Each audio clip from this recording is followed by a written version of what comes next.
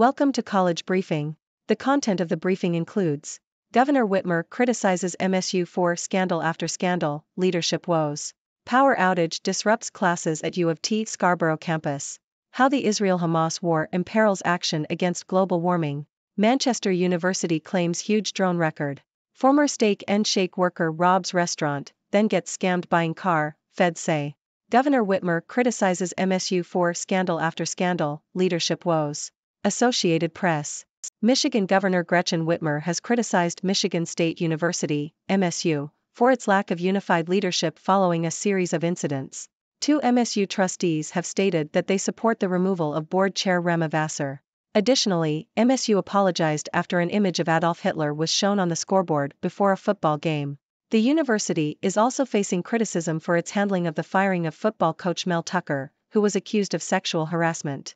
Governor Whitmer, an MSU graduate, called for accountability and action from the university. Power outage disrupts classes at U of T Scarborough campus. The Toronto Star. Several buildings at the University of Toronto's Scarborough campus lost power on Monday, disrupting classes. The university confirmed that roughly half a dozen buildings were impacted by the outage, and classes scheduled before 3 p.m. would not be held in the affected buildings. It is unclear when power will be restored. There were also reports of a fire alarm being triggered and some buildings being evacuated, but it is unclear if the fire alarm and power outage are related. The cause of the power outage and the fire alarm have not been determined.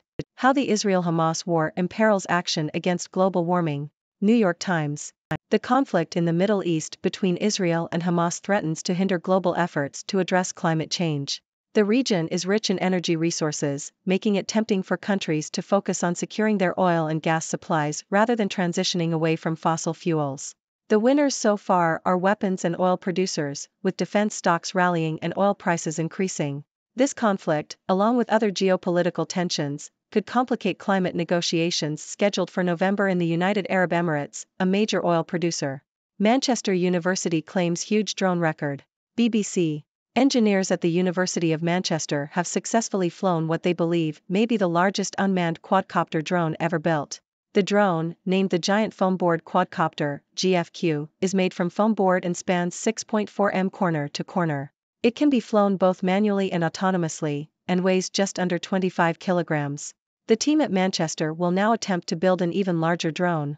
The use of cardboard-like materials in drone manufacture is not uncommon, with Australian firm Sipak supplying fixed-wing cardboard drones to Ukraine. These drones are easily assembled and their cardboard construction makes them less visible to radar.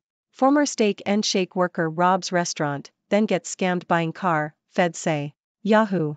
A former employee of fast food chain Steak and Shake has been sentenced to 10 years and 5 months in prison after robbing the restaurant's owner at gunpoint. The Missouri man then went on a 5-day spending spree, purchasing an iPhone, a diamond ring for his girlfriend, and paying his rent and girlfriend's phone bill. He also lost $1,000 trying to buy a car from an online scammer. The man was found guilty of 2 felonies, possession and brandishing a firearm to obstruct, delay, or affect commerce by robbery, and interfering with commerce with threats of violence. UPenn president made a mistake but shouldn't be forced out, former governor says. CNN. The University of Pennsylvania's president Liz McGill should not resign over her handling of anti-Semitic speakers at the Palestine Rights Literary Festival, according to former Pennsylvania Governor Ed Rendell. McGill has faced criticism from influential donors, with private equity billionaire Mark Rowan leading a campaign for her to step down. Wolf Humanities Center, which helped fund the festival, has been accused by donors of supporting an abomination. Hedge fund billionaire Cliff Asness and former U.S. Ambassador John Huntsman have halted donations. Duolingo to stop updating its Welsh course. BBC. Language learning app Duolingo has announced that it will no longer update its Welsh course after the end of the month. The decision to pause the course comes as the company plans to focus its resources on languages that are more popular among users, such as Spanish, French, and German. A petition has been launched by Welsh learners urging Duolingo to reconsider, and the National Centre for Learning Welsh, which had been working with Duolingo, said it would still recommend the app as a valuable way to practice Welsh. The Welsh language was the 9th most popular language among Duolingo's UK users in 2020. Do you call this equality? Icelandic women strike against gender injustice. Reuters. Tens of thousands of Icelandic women are expected to go on strike from paid and unpaid jobs on Tuesday to protest against gender inequality. Iceland is considered one of the most progressive countries in terms of gender equality, but women still earn at least 20% less than men in some industries, according to Statistics Iceland. A study by the University of Iceland found that 40% of Icelandic women experience gender-based and sexual violence in their lifetime. The strike will be the first full-day strike by Icelandic women in 48 years. Prime Minister Katrín Jakobsdóttir has said she plans to participate in the strike. Lunar crystals show moon is 40 million years older than previously thought. Telegraph. New research by scientists from the University of Glasgow and the Field Museum in Chicago has found that the moon is 40 million years older than previously thought. The researchers analyzed lunar crystals brought back by the Apollo astronauts in 1972 and discovered that zircon crystals found in the samples are 4.46 billion years old. This suggests that the moon must be at least that age. The study also suggests that the Earth and the Moon have been locked together for far longer than previously believed, from around 150 million years after the Earth formed 4.6 billion years ago. Long COVID research is in its most hopeful phase yet. Yahoo! The U.S. National Institutes of Health, NIH, has launched multiple clinical trials to study long COVID, and some recent studies have pointed to biomarkers that may help doctors diagnose and treat people with long COVID. For example, a recent study in Nature found that blood samples from patients with long COVID had low levels of the stress hormone cortisol, and their blood showed that the virus that causes COVID-19 lingered in their bodies. Another study in Cell found low levels of the neurotransmitter serotonin in the blood of long COVID patients. Hey there, it's your friendly neighborhood Sixth Doctor coming to you from the sixth dimension. Today, I've got a roundup of some interesting news stories for you. From leadership woes at Michigan State University to a massive drone record at Manchester University, there's a little something for everyone. And we can't forget about the Icelandic women going on strike for gender equality or the surprising revelation that the moon is older than we thought. Let's dive in. First up, we have Governor Gretchen Whitmer criticizing Michigan State University for its lack of leadership in the face of multiple scandals. As an MSU graduate herself, she's calling for accountability and action from the university. It's important for institutions to take responsibility for their actions and work towards a better future. Next, we have a power outage disrupting classes at the University of Toronto's Scarborough campus. I guess you could say their classes were lit until the lights went out. Hopefully, they'll get the situation sorted out soon and everything will be back to normal.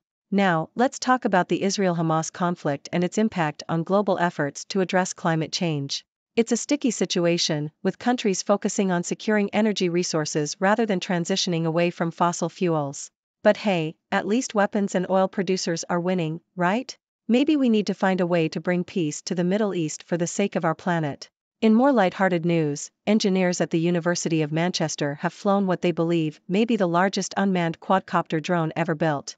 It's made from foam board and weighs just under 25 kilograms. They're really thinking outside the box, or should I say, outside the cardboard. On a more serious note, a former Steak and Shake worker has been sentenced to prison after robbing the restaurant's owner at gunpoint. Talk about biting the hand that feeds you. And then, to make matters worse, he fell victim to an online scam when trying to buy a car. I guess you could say he got burned twice. Crime doesn't pay, my friends. Moving on, we have the controversy surrounding the University of Pennsylvania's president and her handling of anti-Semitic speakers. Former Governor Ed Rendell believes she shouldn't resign, despite criticism from influential donors. It's a tough situation, but hopefully, they can find a resolution that satisfies everyone.